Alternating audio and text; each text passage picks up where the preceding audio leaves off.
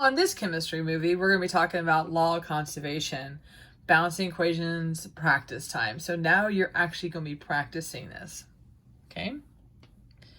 So our goals is to be able to write names and formulas seamlessly. And we're still working on that and mastering that. We want to be able to balance the equations. We want to be able to identify the types of reactions. We want to be able to label the states of matter properly. And you're going to have to be given information about that. That's going to be really a lab thing that we're working on. And we want to be able to predict products of reactants by knowing the types of reactions you're working with in lab and in theory. And so that last one there, that is when you've really mastered this, okay? So when you finally get all this down, you'll be able to look at something and go, it's going to be that type of reaction. Practice time! Okay, so the first one up is KClO3 yielding KCl plus O2. And so the first thing I'm going to note about it is I don't have a plus sign over here. So my type of equation is going to be a decomposition. Then I want you to remind yourself what you're working with here. And so we're looking at identify your reactants, who they are, the products and types of bond. We have potassium chlorate, and that's an ionic. Products, potassium chloride and oxygen. Oxygen happens to be a covalent. And writing this equation out, potassium chlorate decomposes into potassium chloride and oxygen gas. So at no point on that do I have to actually have my numbers in place before I can do that. Now balancing. How do we do this? Well, I'm going to start first with my metals. And so I got 1 K on my left side, 1 K on my right side. Woo, balance. All right. So now I'm going to go to my first non-metal. So I'm going to go to Cl. I've got 1 Cl on the left, 1 Cl on the right. That looks balanced. Fantastic. But when I get to my oxygens, I've got 3 on one side and 2 on the other side. Okay, not impossible. So what we're going to do is, what's my least common multiplier between a 2 and a 3? If you said 6, you're right. So how do I get a 3 to a 6? 3 times 2, right? So if I put a 2 right here, that'll give me 6 oxygen. How do I get this 2 to a 6? Well, if you said put a 3 here, you're right. Now how many of y'all are looking at it going, but wait a minute, now my KCl is not balanced? You're right, it's not. So what am I going to put in front of it? A 2. Now I'm balanced.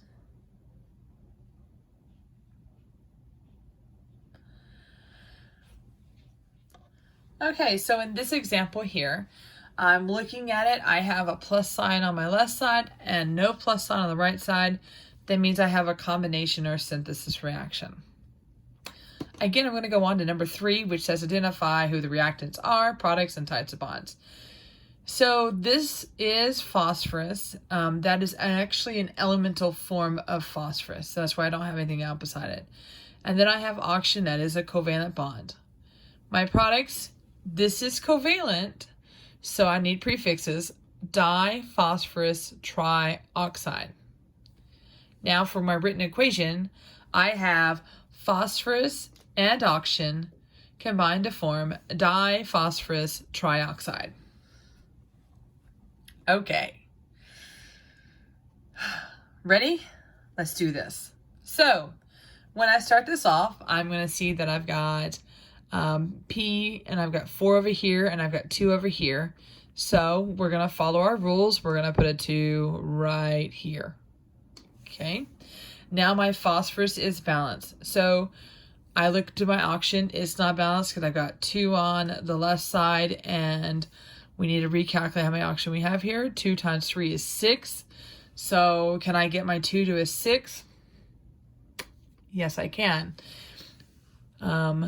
If I put a 3 here, 3 times 2 is 6. So I'll check myself one more time. 4 phosphorus, 2 times 2 is 4. Okay, that balances. 2 times 3 is 6. 3 times 2 is 6. Now, I don't have to put anything in front of P4. It is understood to be 1. Okay? This one's now balanced. Woohoo! Look at this. Zinc has a partner. Aluminum has a partner. I look on the other side. Zinc's got a new partner. Aluminum's got a different partner. What? This is a double replacement reaction. Okay. Let's identify who our reactants are, products, and types of bonds present. So I have zinc sulfide, that's ionic. Then I have aluminum phosphide, that's ionic. For my products, I have zinc phosphide, ionic, and aluminum sulfide, that is ionic. Okay. My written equation, if I'm reading this, I have zinc sulfide and aluminum phosphide yield zinc phosphide and aluminum sulfide. Okay. Now, let's balance this. Start with your metal. I'm going to start with my first one I see. I've got zinc here. I have 1 zinc here, 3 zincs here. So what do I need? If you said a 3, you're correct.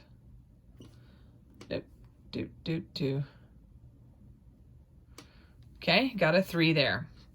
Now I'll go to my next metal. I've got 1 aluminum here. I have 2 here. So, how do I get that balance? Well, I'm thinking if I put a 2 there, now I have 2 aluminum. 2 aluminum. Okay, looking pretty good. So now let's check the sulfur. I've got a 3 in front of it, so that means I have 3 sulfurs. And I've got 3 sulfurs. That's good. All right. And now I need to check my phosphorus. I've got a 2 out front. That goes to the phosphorus. I could, look at that! It balances. Okay. Perfect. What is this? Oh, look. Hey, here's copper, and it's hanging out by itself. But look on the other side. Copper's got somebody with them, and silver's now by itself. So since I've got 1 on each side that's by itself, this is called a single replacement reaction. All right, so let's label who we got. We have here is silver nitrate, that is ionic, and I have copper. I'm not going to put what type of bond it is because that's an element. Products, I have copper nitrate, which is ionic, and silver. For my written expression, I have silver nitrate and copper yield copper nitrate and silver. Okay. Now, let's look at this. Here I have silver and silver. We have a 1-to-1. We're balanced there. Now let's go to copper. We have copper 1-to-1. We're balanced there. Now let's go to our nitrate. We have 1 nitrate here. Oh, we have 2 over here. What are we going to put in front of that AgNO3? We need 2 nitrates. We put a 2. If I put a 2 there, that means that now my silver's unbalanced, but I just slide a 2 right there, and it's done. As easy as that. All right. So when I'm looking at this one, I've got a hydrocarbon in the front position, and I've got these large numbers, C7H17. We're not even going to get into how to name those. I've got oxygen, I got carbon dioxide, and I got H2O. Well, guess what? That's called a combustion reaction. So I don't expect you to name this C7H17. That's going to be my only exceptions on this naming. So we're just going to call it C7H17, and that's a covalent bond. Oxygen is a covalent bond. My product is carbon dioxide, that's a covalent bond, and water, which is a covalent bond. So writing this, we have C7H17 and oxygen combust to form carbon dioxide and water. You could also say yield. Now, out of all the types of reactions you work with, these are going to be the ones that are going to be a little bit more problematic. Okay, let's see how this one plays out. So I'm going to start with my carbon because I have no metals here. So I'll start with carbon first. I have a 7 here. I have 1 here. So I'm going to put a 7 right here. Okay.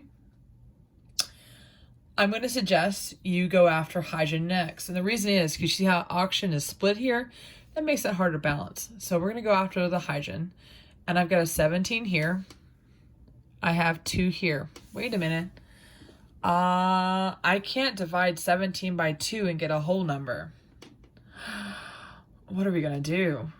Well, let me show you.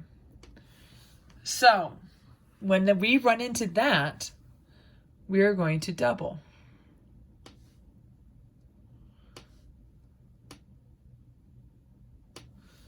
Okay. 2 times 7 is 14.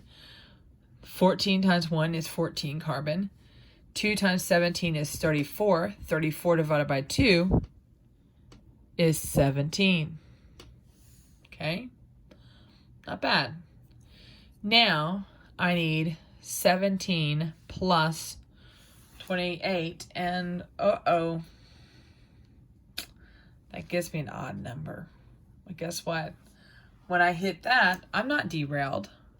I just go up and go, all right, that's fine.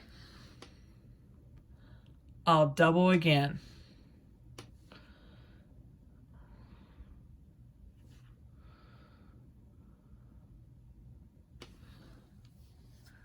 So now,